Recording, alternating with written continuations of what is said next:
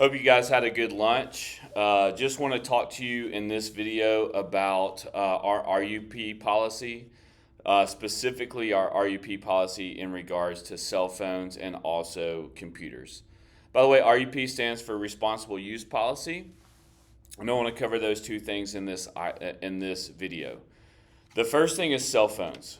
A few things about cell phones. One is, when can you use your cell phone in the upper school? You can use your cell phones before school, between classes, and after school. Okay, that's it. So cell phones are not to be used during class. They're not to be used during advisory. They're not to be used during chapel.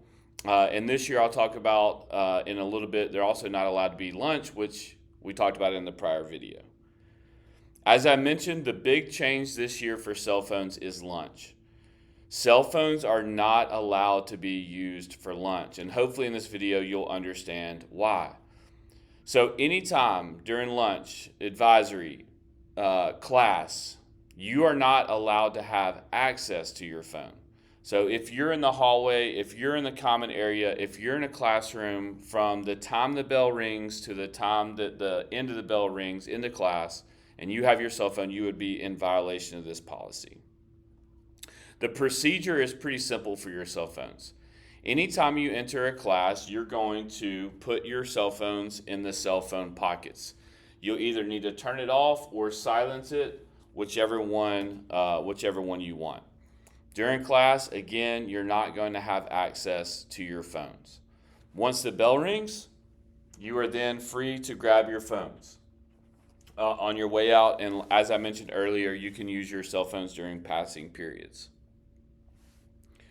Again, on your cell phones, you should not have access to your phones. If you are in the hallway, if you're in a common area, if you're in a classroom, and it's the middle of class or it's the middle of lunch, then you would be in violation of this policy. The lunch procedure we just covered, but I want to review it again just to make sure that everybody knows and we're all on the same page.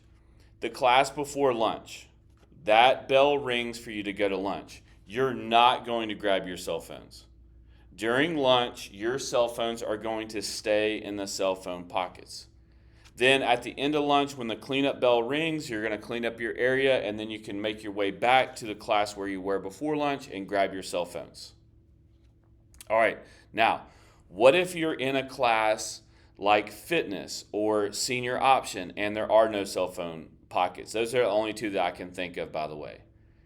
If you happen to be in one of those classes before lunch, then you're going to need to have your cell phones turned off and put away. I would encourage you to put it in your backpack so that you don't have it in your pocket, so that you're not tempted to get out your phone during lunch. But during lunch, if you're in one of those classes, your cell phones need to be put away. So during lunch, no teacher, no administrator, no student should see any cell phones out during lunch. All right. The next, just want to make sure that you understand why. All right.